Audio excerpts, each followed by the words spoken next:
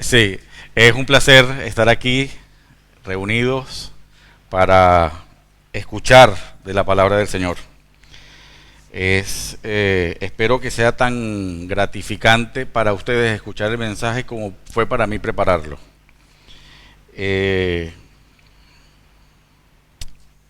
Me resultó un mensaje que me llena de esperanza, que le da sentido a muchas cosas que yo he vivido y que estoy viviendo, de manera que espero poder ser capaz de transmitirles a ustedes eh, lo que lo que encierra la escritura de hoy. Bien, el mensaje lo he titulado ¿Qué hacer durante el viaje? ¿Sí? Y el mensaje tiene como lectura principal el Salmo 130. Quisiera, como el nombre del mensaje es una pregunta, al final tendrá que haber una respuesta. ¿Ok? Y espero que ustedes a través del chat eh, me digan o nos comenten o compartan con nosotros si están de acuerdo con el nombre. ¿Sí? Y si no están de acuerdo con el nombre, que no pasa nada por no estar de acuerdo con el nombre, es qué nombre le pondrían. ¿Ok? Inclusive pues eso les queda para... ¿hay reuniones de Hangout? No hay reuniones de Hangout. Ok. Bueno, les queda como meditación para cada uno de ustedes. Bien, la razón del nombre voy a explicar por qué yo le estoy poniendo ese nombre al mensaje de hoy. ¿Sí? ¿Qué hacer durante el viaje? Bueno, es que en la preparación del mensaje me encuentro con versículos como Filipenses 3:20. Solamente voy a leer la primera parte de ese versículo. Y dice Pablo a los filipenses, mas nuestra ciudadanía está en los cielos. Si nuestra ciudadanía está en los cielos, quiere decir que nuestra estancia aquí en el mundo es como de extranjeros, es como de paso, ¿sí? No pertenecemos a este mundo. Luego podemos leer en primera de Pedro 2:11, dice, amados, yo os ruego como a extranjeros y peregrinos que os abstengáis de los deseos carnales que batallan contra el alma. Pedro ratifica que somos viajeros, que no somos de aquí, ¿sí? Que somos extranjeros, pero adicionalmente añade que somos peregrinos, ¿ok? Entonces, para ser exactos, yo pues busqué el significado de peregrino y tal vez la forma, el concepto más común que podemos darle a peregrino pudiera ser una persona que va a visitar un lugar sagrado, generalmente caminando, por motivos religiosos. Más o menos eso es la idea que tenemos de peregrino. Y esa es la definición de peregrino como persona. Ahora, la condición de peregrino como cualidad, como acción, ¿sí? O sea, visto como adjetivo, se refiere a la persona, pero quiere decir persona que anda o viaja por tierras extrañas que presentan dificultades. ¿Ok? Entonces, eso está perfectamente alineado con lo que nos dice Pedro. Extranjeros y peregrinos, que os abstengáis de los deseos carnales que batallan contra el alma. Esas son las dificultades. Esas son las dificultades que nos vamos a enfrentar en nuestra condición de viajeros y viajeros peregrinos. ¿Ok? Bien. Afortunadamente para nosotros los cristianos, contamos con la palabra de Dios, ¿sí? Que es como un manual universal que es válido en todo tiempo y en ocasión, cualquiera que sea, vamos a conseguir allí respuesta a nuestras circunstancias, ¿sí? Y en esta condición de peregrinaje que todos tenemos, en la Biblia conseguimos hasta 15 capítulos, 15 salmos que están dedicados a los peregrinos y se llaman los salmos peregrinos o salmos de cántico gradual, ¿sí? Son salmos que entonaban los peregrinos en su peregrinaje para fortalecerse y dar resistencia, ánimo y empuje a las circunstancias que tenían que enfrentar durante el viaje de peregrinaje, que ya sabíamos que era en tierras extrañas, afrontando dificultades. Bien, los invito a que lean el Salmo, desde el Salmo 120 al Salmo 134, es una maravilla. Bien, y entonces, uniendo lo que dice Filipenses y lo que dice se dice en Primera de Pedro, pues entonces entiendo que porque nuestro paso por la tierra, nuestro paso por aquí por la vida, pues tiene dificultades. ¿Okay? Es importante destacar que cada uno de nosotros tiene un camino que va al mismo lugar, ¿sí? Pero cada uno de nosotros vamos a enfrentar dificultades distintas y no es correcto que comparemos las dificultades que enfrento yo con las que enfrenta Yolimar, las que enfrenta Esther, Emilio, Victoria, Pepe, Tom, Albita, Fer, Paco. No, cada uno de ustedes tiene su propio camino y todos los que nos escuchan en el chat, en el live stream, todos tienen un camino distinto, dificultades distintas y son dificultades que son propias de las necesidades de cada persona. ¿Ok? Y son permitidas o están todas resguardadas por Dios, por el Señor, que tiene un plan perfecto. Él es así de detallista, que tiene un plan perfecto para todos y cada uno de nosotros. ¿Ok? Entonces, no hay manera de comparar. ¿Sí? A lo mejor es común que yo diga, pero mira que es la vida que tiene, tan fácil, ¿no? Cada quien tiene su propio rollo, que no lo dije, ¿ok? O yo porque soy tan miserable, porque... No, cada uno estamos viviendo lo que nos corresponde vivir para recibir la gracia y el perdón del Señor y aprender lo que nos corresponde aprender. Bien, voy a leer el Salmo 130. Y el Salmo 130 podemos identificar cuatro aspectos importantes. El Salmo 130 primero tiene un clamor, luego tiene un reconocimiento, luego habla de un testimonio de una estrategia a seguir y finalmente una recomendación con promesa. Entonces, en tan solo 8 versículos tenemos todo eso, ¿ok? Y dice, en la versión Reina Valera titulan este salmo como Esperanza en que Jehová dará redención. Cántico gradual. Dice, de lo profundo, oh Jehová, a ti clamo. Señor, oye mi voz. Estén atentos tus oídos a la voz de mi súplica. Ya, si mirares a los pecados, ¿quién, oh Señor, podrá mantenerse? Pero en ti hay perdón, para que seas reverenciado. Wow. Esperé yo en Jehová, esperó mi alma, en su palabra he esperado. Mi alma espera a Jehová más que los centinelas a la mañana, más que los vigilantes a la mañana. Espere Israel a Jehová, porque en Jehová hay misericordia y abundante redención con él. Y él redimirá a Israel de todos sus pecados. Bien, voy a desgranar cada una de las oraciones que están allí para tratar de sacar todo el provecho, al menos que yo logre ver.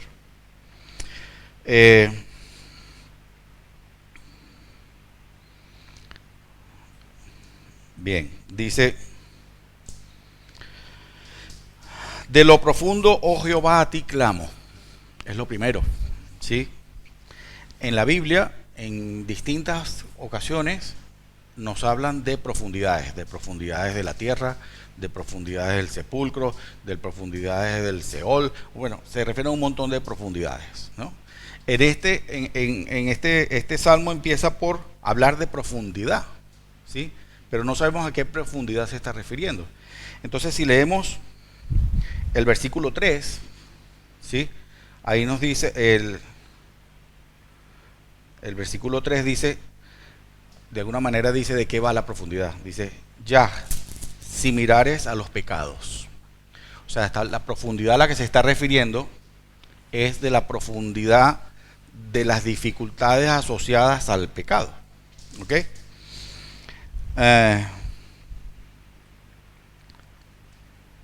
Les hago una pregunta.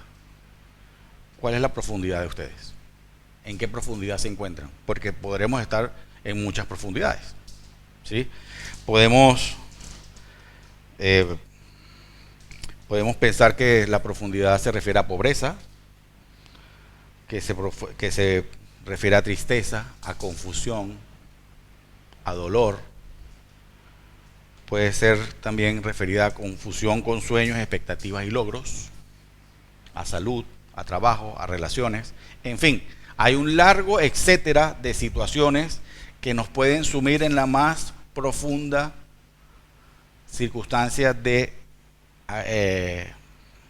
pecado o de tentación a pecar. ¿Ok? Bien. Entonces, el salmista dice, de lo profundo, oh Jehová, a ti clamo. El salmista lo primero que hace en esa circunstancia es acudir con esmero, con fortaleza, con mucha fuerza. Señor, a ti clamo porque estoy hundido en la profundidad. ¿Sí? La que sea, la que nos toque a cada uno de nosotros. Y dice, de lo profundo, oh Jehová. O sea, el salmista aquí se cuida en que quede expreso a quién se está dirigiendo. Se está dirigiendo al Señor. Y luego repite, Señor, oye mi voz. Estén atentos tus oídos a la voz de mi súplica. Es decir, que hay vehemencia, hay intensidad en el llamado que hace el salmista al Señor por las circunstancias que nos esté tocando vivir. Me refiero al largo etcétera que ya enumeré algunas cosas. ¿Por qué hacer tanta atención en Señor, escucha mi voz? ¿Por qué? Porque es importante. ¿Qué hay detrás de eso de escucha mi voz? Lo que ocurre, lo que hay detrás de escuchar, de esa oración de Señor, escucha mi voz, es que el salmista sabe que si el Señor escucha a su pueblo, ese acto de escuchar se va a transformar en ayuda. De manera que es importante y el salmista tiene la convicción de que si lo escucha lo va a ayudar. ¿Sí? Tal y como un padre ayuda a un hijo que esté en peligro. Si un padre escucha a un hijo que está en peligro, va a soltar y va a ayudar al hijo. ¿Sí o no? Todos hemos pasado por allí, en condición de hijo y muchos en condición de padres. O sea que el solicitar al Señor que escuche es de alguna manera decirle, Señor, ayúdame. ¿Ok?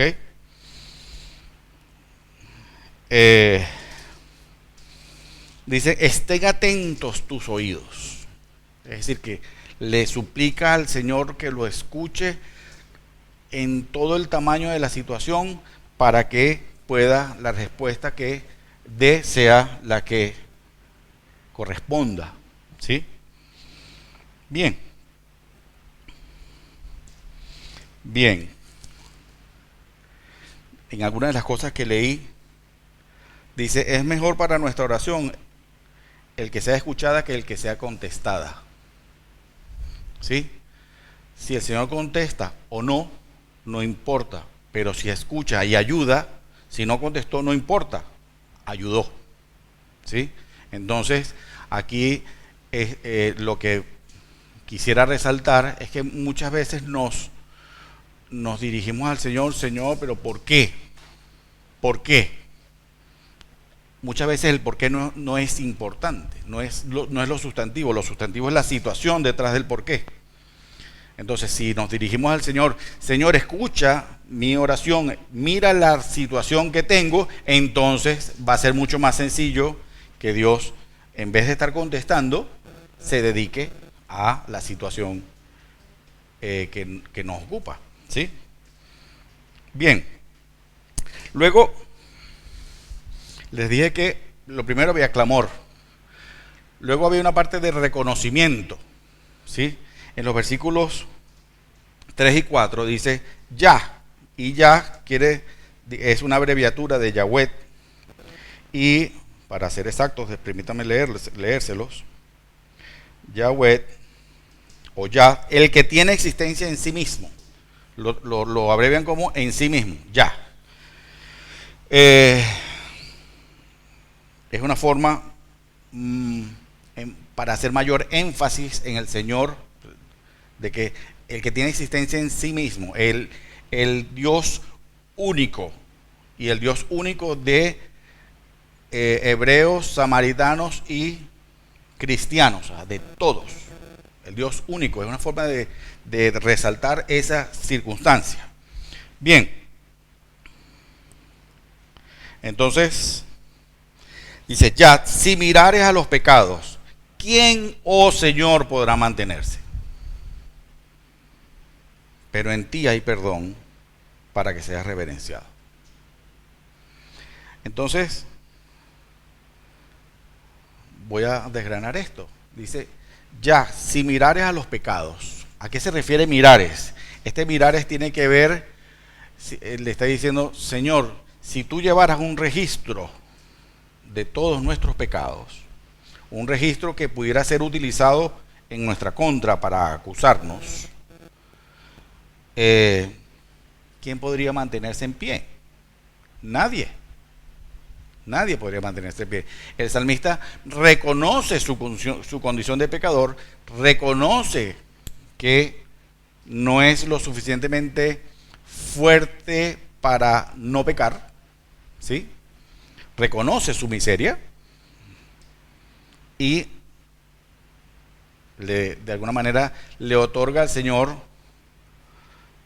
le hace la distinción de que estamos aquí gracias a que Él nos perdona, por su gracia.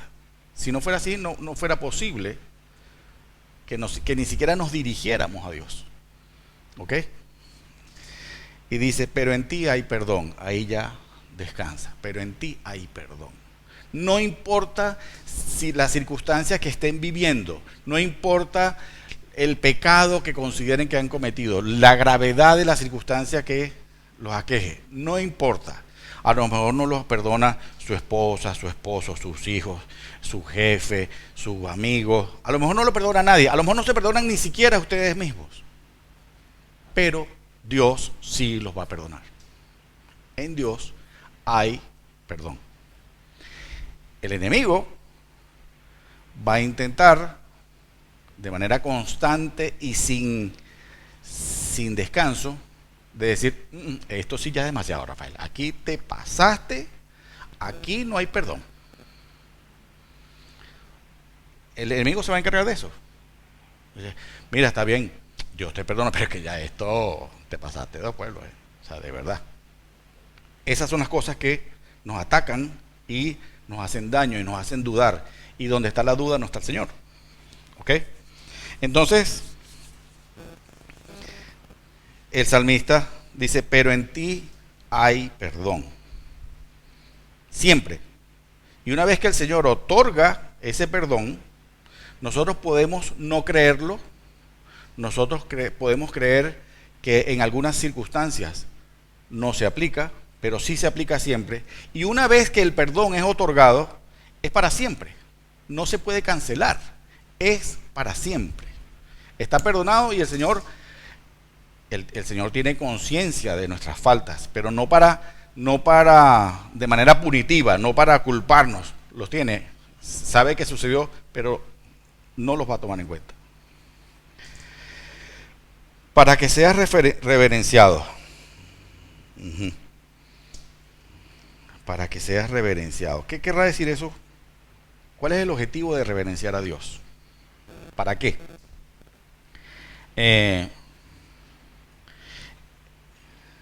Lo primero es reverenciar a Dios para crear en nosotros un sentido de gratitud hacia el que nos perdonó. Lo primero.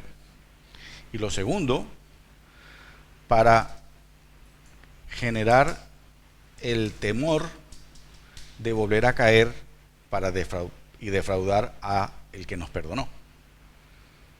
¿Sí? Entonces nos da esa redención nos da un sentido de respeto hacia Dios y debería crearnos en nosotros el temor de volver a pecar.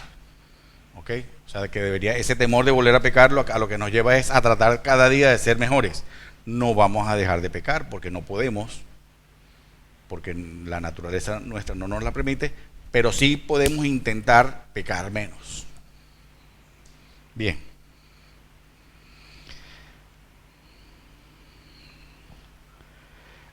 El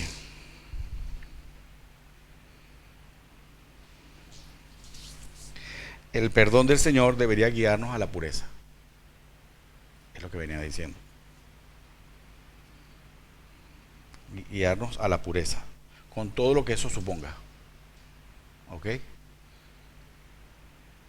Todos nos podemos, al menos, y yo primero, podemos sentirnos muy lejos de ser puros, pero vamos caminando hacia allá.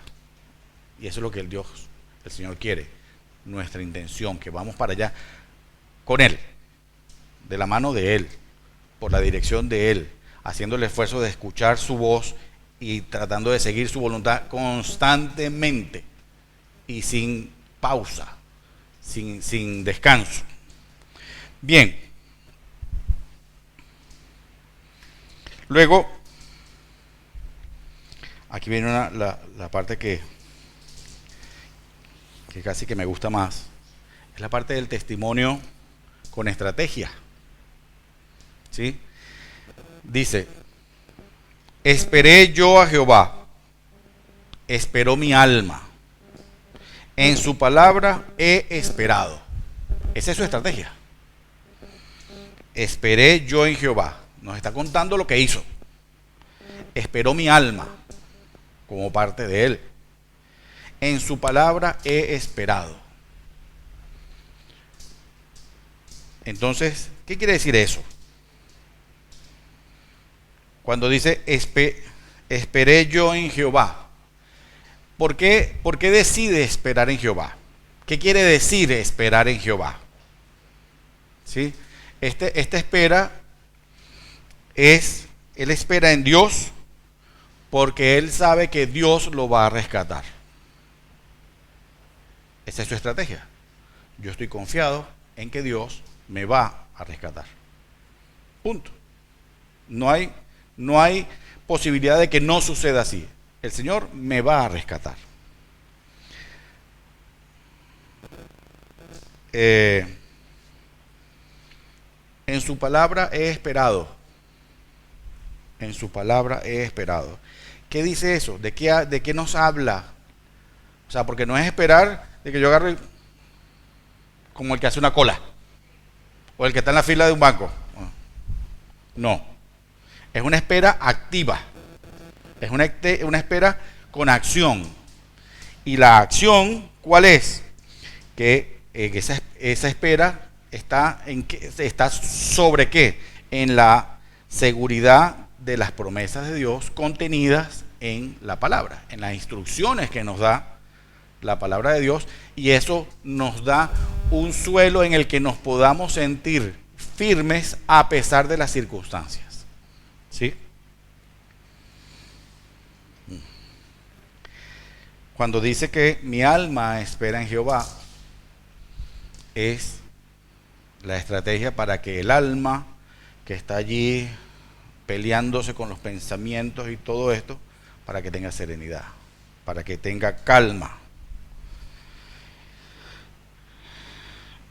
Hay una versión que aquí dice que mi alma espera a Jehová y utilizan luego Yahweh Adonai. Yahweh es en sí mismo, el Dios en sí mismo, y Adonai es mi Dios. O sea, el Dios que es en sí mismo es mi Dios. Así de contundente es Yahweh Adonai. Es ese Dios que no tiene principio ni fin, que se hizo en sí mismo, ese es mi Dios. Yo siento que eso es así como cuando un niño está muy orgulloso de su papá y dice, él es mi papá. Y su papá, Superman, no es capaz de hacer las cosas que hace su papá. ¿Sí? Así con ese orgullo. Es un poco Yahweh Adonai, el Dios que es en sí mismo, ese es mi Dios. Bien, y dice que que mi alma espera en Jehová, y lo compara con lo siguiente.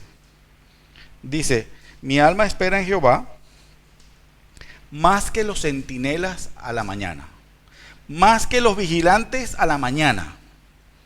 ¿Por qué? ¿Por qué ese sentido figurado? Vamos a ver. ¿Qué hace un centinela? Un centinela es un hombre que está armado en un punto, está cuidando un lugar que potencialmente es peligroso. ¿Sí?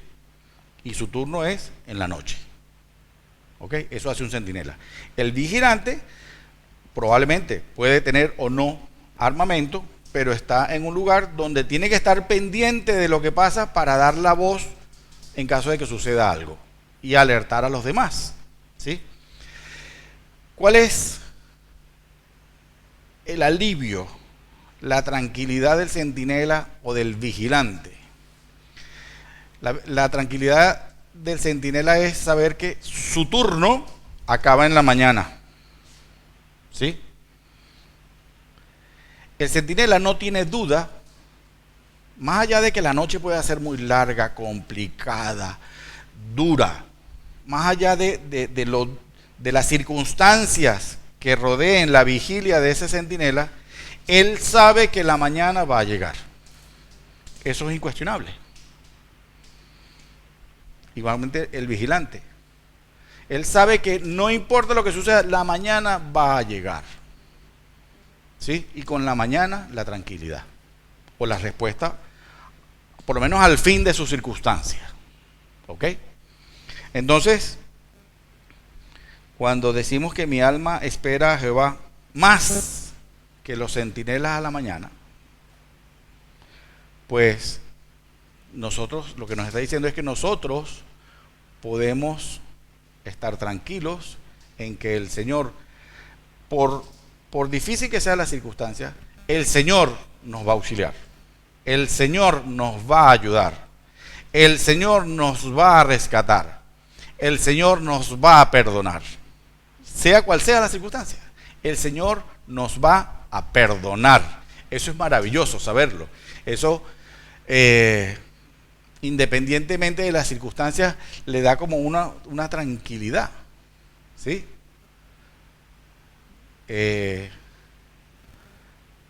Y es maravilloso. Si mantenemos en nuestra mente que el Señor va a llegar, que el Señor cumple sus promesas, que el Señor es un Dios de pactos, que el Señor va a estar allí aun cuando nosotros no lo creamos, eso nos puede llenar de una tranquilidad y puede aniquilar cualquier angustia, cualquier circunstancia por la que estemos pasando, la que sea que nos toque. Y finalmente viene la recomendación y la promesa. Espere Israel a Jehová, porque en Jehová hay misericordia y abundante redención con él, y él redimirá a Israel de todos sus pecados. La recomendación entonces es: el salmista desde su experiencia le comunica al pueblo de Israel, le dice, miren, la estrategia es esperar en Jehová. Y hay que esperar en Jehová porque en Jehová hay misericordia y abundante redención. ¿Qué es esto de abundante redención? O sea, el Señor nos va a perdonar, el Señor nos va a ayudar y es como la imagen que se me vino cuando leí esto, es cuando el padre ve al hijo pródigo llegar. Y el hijo pródigo se siente fatal y el padre lo abraza y le demuestra su amor. Y póngale una ropa y denle un anillo y vamos a matar al ternero y vamos a hacer una fiesta porque mi hijo está aquí. Eso es así. Redención abundante, perdón abundante. El Señor quiere que estemos. No es importante lo que pasó, lo importante es lo que está pasando, de que el Dios nos está perdonando. Me resulta maravilloso. Entonces, esa es la recomendación. Espera Israel a Jehová, porque en Jehová hay misericordia y abundante redención con él. Y aquí viene la perla del mensaje, ¿sí? Y él redimirá a Israel de todos sus pecados. Las perlas se consiguen en lo profundo del agua, del mar. Y para poderlas adquirir hay que ir a lo profundo para poderlas tomar y disfrutar de ese tesoro. De manera que el pasar por profundidades nos recompensa con que vamos a conseguir la perla. Y la perla es redención y perdón de todos nuestros pecados. Que Dios los bendiga.